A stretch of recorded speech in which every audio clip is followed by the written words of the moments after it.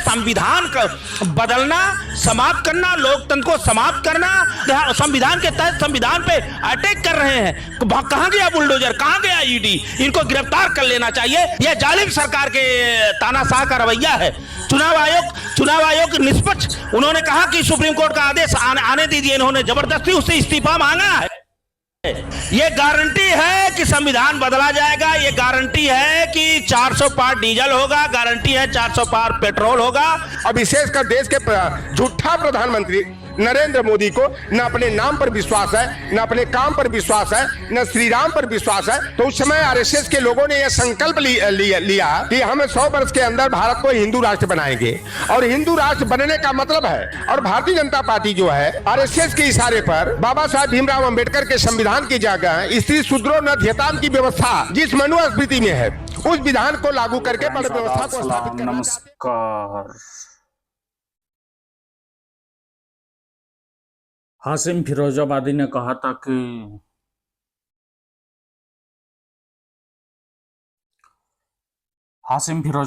कहा था कि जिनके हाथों से तिरंगा न संभाला जाए, ऐसे नेताओं को संसद से निकाला जाए। और ये आज के अहद की एक सच्चाई है। इस नफरत भरे माहौल में और झूठ के इस दौर में जो सरकार ने फैला रखा है, और जिस भगवा रंग को दिखाकर लोगों को डराया जाता है, सच्चाई के चिराग वहां भी जलते हैं। आइए चलते हैं ऐसी एक महफिल में और सुनते हैं वो अनछुए पहलू जिन पर शायद अनभक्त आंखें मूंदे बैठे हुए हैं। सो लेट्स कम, बाकी बातें वीडियो के एंड में।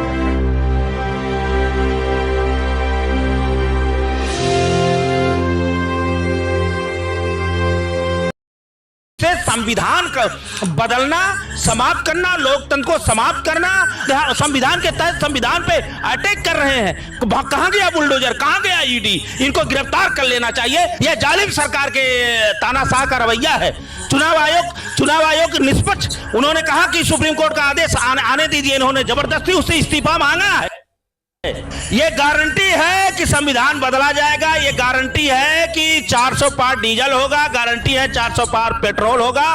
और विशेषकर देश के झूठा प्रधानमंत्री नरेंद्र मोदी को न अपने नाम पर विश्वास है, न अपने काम पर विश्वास है, न श्री राम पर विश्वास है। तो उस समय आरएसएस के लोगों ने यह संकल्प लिया कि हम 100 वर्ष के अंदर भारत को हिंदू राष्ट्र बनाएंगे। और हिंदू राष्ट्र बनने का मतलब है, और भारतीय जनता पार्टी जो है आरएसएस के इशारे पर बाबा साहब भीमराव अंबेडकर के संविधान की जगह स्त्री शूद्रो नध्यताम की व्यवस्था जिस मनुस्मृति में है, उस विधान को लागू करके बड़ व्यवस्था को स्थापित करना चाहते हैं। भारतीय जनता पार्टी के सांसद अनंत कुमार हेगड़े का जो बयान आता है, जो इस समय वायरल में चल रही है कि 2024 का लोकसभा का चुनाव 400 के पार हम लोग कर लेते हैं, 400 के पार हम लोग को टिकट आ जाती है, चुनाव जीत जाते हैं, तो संविधान बदलने की काम करेंगे, संविधान लिखने की काम करेंगे। इसको आप कैसे देखते हैं स्वामी जी? देखिए, ऐसा तो हम लोग हमेशा बार बार ये बोल रहे हैं, और ये दिखाई दे रहा है जिस तरह से चुनाव आयोग का सुप्रीमो ने इस्तीफा देते हैं।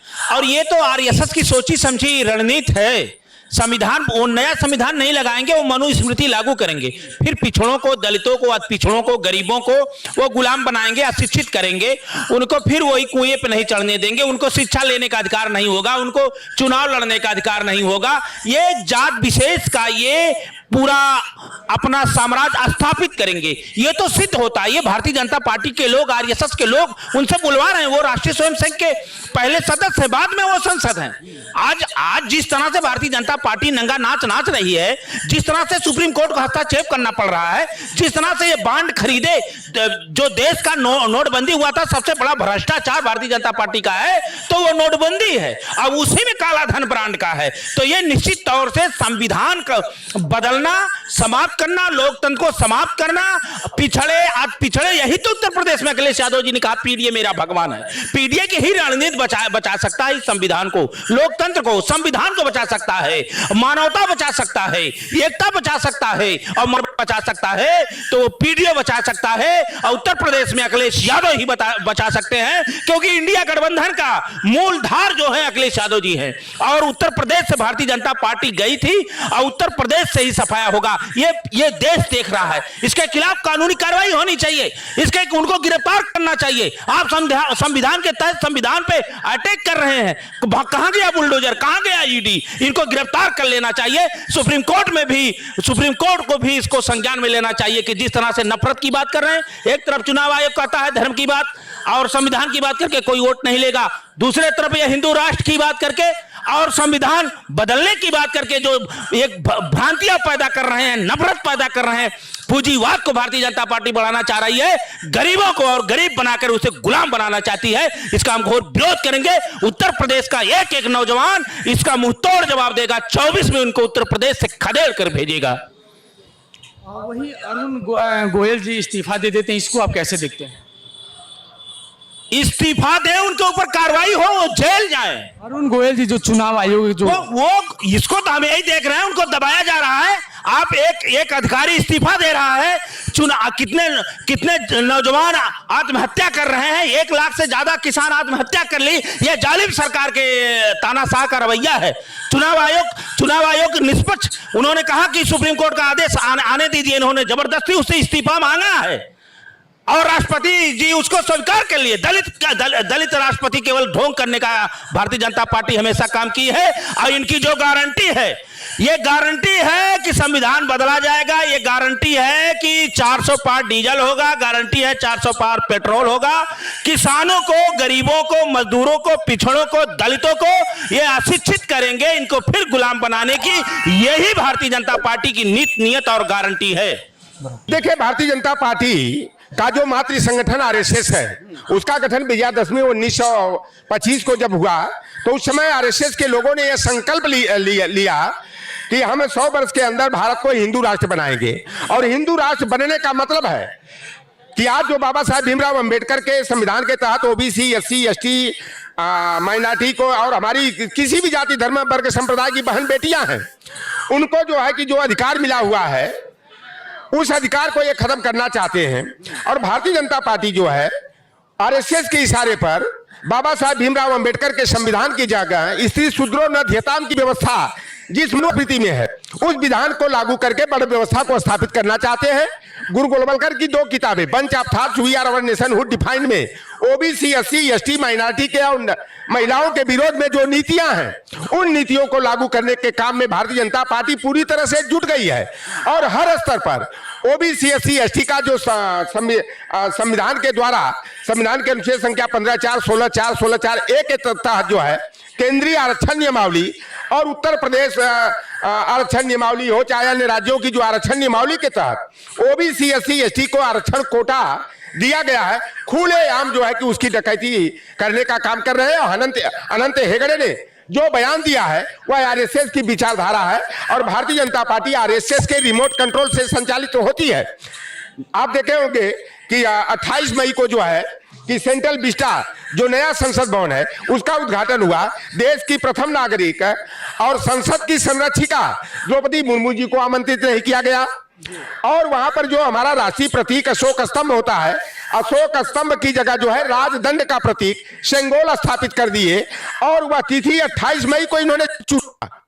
उस 28 मई को जो है माफी वीर, जिनको ये दामोदर सावरकर कहते हैं, जो सेलुलर जेल में बंद थे, तो 6 बार अंग्रेजों से लिखित में माफीनामा लिख करके माफी मांगने का काम किया था।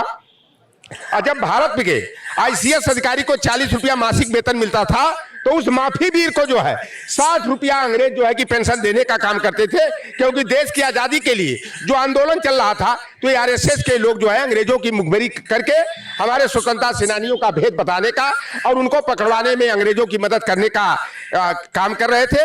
तो ये नरेंद्र मोदी को जो है कि पिछड़ा घोषित करके आरएसएस के लोगों ने जो आगे किया है, तो यह केवल ओबीसी एससी एसटी को शिकार बनाने के लिए जो है एक चारा के तौर पर, जैसे कि हम लोग निषाद बिरादरी के हैं, मछली का शिकार करना होता है तो बंसी और कटिया में हम लोग केचुआ चपड़ी और छोटी छोटी मछलियां होती है, चलवा और सिधरी को आगे करके जो है हम लोग बड़ी से बड़ी मछली का शिकार कर लेते हैं। ये देखते हैं ना भाजपा में जितने ओबीसी के नेता हैं, चाहे बाहर से सहयोगी उनके हो, ओम प्रकाश एंड सन्स हो, चाहे संजय निषाद एंड सन्स हो, चाहे हस्बैंड एंड वाइफ वाली पार्टी जो अनुप्रिया पटेल और आशीष पटेल का हो, चाहे अंदर में चौधरी लक्ष्मी नारायण सिंह हो, चाहे चौधरी भूपेंद्र सिंह हो, चाहे भूपेंद्र यादव हो, चाहे गिरीश चंद्र यादव हो, चाहे सुभाष जदुवंश हो, चाहे जो है डॉक्टर सुधा यादव हो, चाहे धर्मेंद्र प्रधान हो, राकेश सचान हो, ये जो नेता हैं ये भारतीय जनता पार्टी के बंसी और कटिया के चारा हैं और केवल इनको मुखौटा के रूप में आगे करके जो है ओबीसी एससी एसटी को गुमराह करके इनका वोट लेने का काम करते हैं। और मध्य प्रदेश का जो मुख्यमंत्री बनाया गया है मोहन यादव को मैं तो खुलेआम कहता हूं, एक नेता भारतीय जनता पार्टी का दलाली करने का काम करता है और वह माननीय अखिलेश यादव जी ने मुखौटा और मोहरा कर दिया था, तो उन पर जो है कि पूरी होर्डिंग बोर्डिंग लगा करके कि अखिलेश यादव जी यादव बिरादरी से माफी मांगने का काम करें। अरे भैया अखिलेश यादव जी तो मुखौटा कहते, मैं तो कहता हूं कि महाभारत के युद्ध में भीष्म पितामह को मारने के लिए जिस तरह शिखंडी को आगे किया गया था, यादव समाज जो सामाजिक न्याय की लड़ाई लड़ने का, सामंतों का मुंह तोड़ जवाब देने का, लाठी डंडा से उनका सामना करने का काम किया, और वो भी जो अति पिछड़ी जातियां हैं, दलित हैं, वंचित हैं, अकलियत समाज के लोग हैं, उनको संरक्षण देने का, उनके सुरक्षा का काम करने का यादव समाज ने किया। उस यादव समाज को टारगेट में लेकर के जो है मोहन यादव को जो है कि उत्तर प्रदेश में शिखंडी के तौर पर जो है कि आगे करने का काम किए। और बाबा साहेब भीमराव अंबेडकर के संविधान में बदलाव करने के लिए 2/3 का बहुमत जो है संसद में होना चाहिए। ये जो अंदर खाने ये खिचड़ी पका रहे हैं, यह उसी को जो है कि अनंत हेगड़े ने जो है कि खुलासा करने का काम किया। और यह कोई पहला बयान नहीं है, इस तरह का बयान आरएसएस के कई नेताओं ने दे दिया है। लेकिन यह जनता, जो हमारे छात्र नौजवान हैं, जो हमारे किसान हैं, जो बाबा साहेब भीमराव अंबेडकर के संविधान और लोकतंत्र में विश्वास रखते हैं, यही जनता जो है 2024 में भारतीय जनता पार्टी की खटिया खड़ी करने का, धूल चटाने का, इंडिया गठबंधन की सरकार बनाने का काम करेंगे। अगर इनको इतना विश्वास है राम मंदिर के पर जन समर्थन का, अपने काम का, अरे भाई ये भारतीय जनता पार्टी वालों को और विशेषकर देश के झूठा प्रधानमंत्री नरेंद्र मोदी को न अपने नाम पर विश्वास है, न अपने काम पर विश्वास है, न श्री राम पर विश्वास है। अगर इन पर विश्वास होता तो बताओ, यही तो कहते थे बिहार में जाकर के कि नीतीश कुमार के लिए सदैव के लिए दरवाजा बंद हो गया, तो भाई थूक के छाटने क्यों गए? नीतीश कुमार को अपने पाले में लाने का काम क्यों किए? यही मंगरुआ जो कहता था आए दिन कि हम जो है कि अमित शाह को और नरेंद्र मोदी को गुजरात नहीं भेज दिया तो मैं अपने असली माँ बाप की औलाद नहीं हूं, और ये योगी आदित्यनाथ को उस स्थान पर भेजूंगा जहां पर कि कटोरा दे करके, जहां भीख मांगने की ट्रेनिंग दी जाती है, संग बजाने के लिए दूंगा। तो वही मंगरुआ को जो है कि आप देख लीजिए कि अपने पाले में मिला करके जो है मंत्री बनाने का, और उसके बेटा को जो है कि घोसी से जो है कि भाजपा का उम्मीदवार बनाने का काम किया है। और ये निषाद एसंस की जो लूट टीम है, कंपनी है, और ये सारे लोग जो है ये भारतीय जनता पार्टी के बंसी और कटिया के जो है कि ये चारा है, केचुआ है, चपड़ी है। और इस देश का जो नौजवान है, छात्र है, संविधान के मुद्दे पर, लोकतंत्र के मुद्दे पर भारतीय जनता पार्टी को धूल चटाएंगे और 2024 में इंडिया गठबंधन की सरकार बनाएंगे। ये भारतीय जनता पार्टी एन केन प्रकारेण जो है कि 2024 में पुनर्वापसी चाहते हैं। आप देख लीजिए कि चुनाव आयुक्त से गड़बड़ी कराना चाहते थे 2024 के चुनाव में, और चुनाव आयुक्त गोयल का जमीर जाग गया और उन्होंने इस्तीफा दे करके भारतीय जनता पार्टी और आरएसएस जो है अंदर खाने जो है 2024 के चुनाव में गड़बड़ी करके ईवीएम मशीनों में हेराफेरी करके जो है कि चुनाव जीतने की साजिश कर रहे थे, उसका खुलासा जो है कि गोयल जी ने करने का काम किया। इलेक्टोरल बॉन्ड का हिसाब सुप्रीम कोर्ट ने मांगा। और बताइए कि एसबीआई का प्रबंधक और चेयरमैन ये कह रहे हैं कि हम 30 जून को हिसाब देंगे। 30 तारीख तक तो लोकसभा का चुनाव की प्रक्रिया पूरी हो जाएगी। तो ये पूरी तरह से एसबीआई के जो बड़े अधिकारी, जिम्मेदार अधिकारी हैं, वह नरेंद्र मोदी और अमित शाह के जो है दबाव में आ करके अपने जमीर को बेच चुके हैं और इनका ईमान धर्म बिल्कुल गिर गया है। 11 अप्रैल तक इनको इलेक्टोरल बॉन्ड की रिपोर्ट देना था, लेकिन ये लंबा समय मांग रहे हैं और सुप्रीम कोर्ट ने कहा कि 15 तारीख तक मुझे हर हाल में हिसाब चाहिए, नहीं तो हम अवमानना की नोटिस जारी करके हम अंदर करने का काम करेंगे। अरुण गोयल जी के इस्तीफा को आप कैसे देखते हैं? वही अरुण गोयल जी की जो बात कर रहा हूं ना, चुनाव आयुक्त थे और ये ईवीएम की मशीनों में हेरा फेरी करने का जो है कि प्रोसेसिंग कराना चाहते थे और अरुण गोयल जी का जमीर जाग गया, क्योंकि उनका भारत के बाबा साहब भीमराव अंबेडकर के संविधान में, इस लोकतंत्र में विश्वास है, इसलिए वह भारतीय जनता पार्टी और एसएस की गुलामी करने से बेहतर वह इस्तीफा देना उचित समझे। और ऐसे अधिकारियों को मैं बहुत बहुत धन्यवाद देता हूं, बधाई देता हूं कि लोकतंत्र और संविधान को बचाने के लिए इन लोगों ने भारतीय जनता पार्टी के पर्दे की आड़ में जो षड्यंत्र और साजिशें रची जा रही हैं, उसका जो है कि पर्दाफाश करने का काम किया है। और जब से चंद्रचूड़ जी सीजीआई बने हैं, तब से जनता का विश्वास न्यायालय पर जो है कि बढ़ा है और चंद्रचूड़ जैसे न्यायाधीशों की जरूरत है लोकतंत्र को बचाने के लिए, संविधान को बचाने के लिए। नहीं तो भारतीय जनता पार्टी तो पूरी तरह से जो है लोकतंत्र की जगह राजतंत्र स्थापित करके और बाबा साहब भीमराव अंबेडकर के संविधान के अनुच्छेद 15(4), 16(4), 16(4)(a) के तहत ओबीसी, एससी, एसटी को जो प्रतिनिधित्व का अधिकार मिला है, उसको जो है कि पूरी तरह से यह खत्म करने के काम में जुटे हुए हैं। लेकिन इस देश की जनता जो है मनुस्मृति के विधान को लागू करने से रोकने के लिए 2024 में उत्तर प्रदेश में समाजवादी पार्टी के पीडीए फार्मूला को मजबूत करते हुए साइकिल को दौड़ाएंगे और 2024 में इंडिया गठबंधन की सरकार बनाएंगे।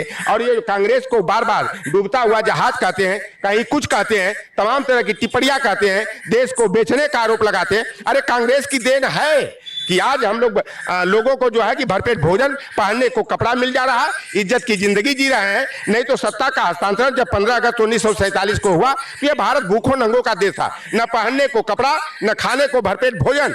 लेकिन कांग्रेस पार्टी ने बहुउद्देशीय नदी घाटी परियोजना के माध्यम से, पावर प्लांट के माध्यम से और रेलवे कारखाना स्थापित करके, गेल, सेल, भेल, रेल, ओएनजीसी, एनटीपीसी या एचएल आदि बना करके, पोर्ट ट्रस्ट और एयरपोर्ट बना करके, कोल माइंस बना करके, नहरों का जाल बिछा करके जो है कि देश को तरक्की के मार्ग पर आगे ले जाने का काम करे। ये तो बड़े बड़े दावे करते थे, झूठ बोलते हैं जाकर के।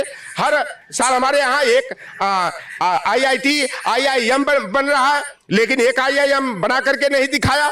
यह कांग्रेस पार्टी ने जहां पर देश को छोड़ा था, उससे बहुत ये पीछे करने का काम किया है और सारे सरकारी संस्थानों का निजीकरण करके नौकरी और रोजगार के अवसर को खत्म करने का काम कर रहे हैं। किसानों और नौजवानों का भविष्य अंधकार में डालने का काम कर रहे हैं। नई शिक्षा नीति के माध्यम से जो है पिछड़ों, दलितों, वंचितों का जो है कि शिक्षा का दरवाजा जो है कि बंद करने का काम करते हैं। अगर यह वन नेशन और वन इलेक्शन की बात करते हैं, मैं कहता हूं कि अरे बेईमानों, अगर तुम लोकतंत्र में विश्वास रखते हो, बाबा साहब भीमराव अंबेडकर के संविधान में विश्वास रखते हो, तो वन नेशन, वन एजुकेशन की व्यवस्था होनी चाहिए और वन एजुकेशन, वन सिलेबस की व्यवस्था होनी चाहिए। ये नहीं कि गांव के प्राइमरी के स्कूल में दूसरा सिलेबस वही बेकार बनाने वाला और जो है कि सीबीएसई बोर्ड में, आईएससी बोर्ड में और तमाम जो कॉन्वेंटेड स्कूल संस्थान है उसमें अलग शिक्षा देने का काम करें। एक तरफ अंग्रेजों को विदेशी बताते हैं, अंग्रेजी को विदेशी भाषा बताते हैं,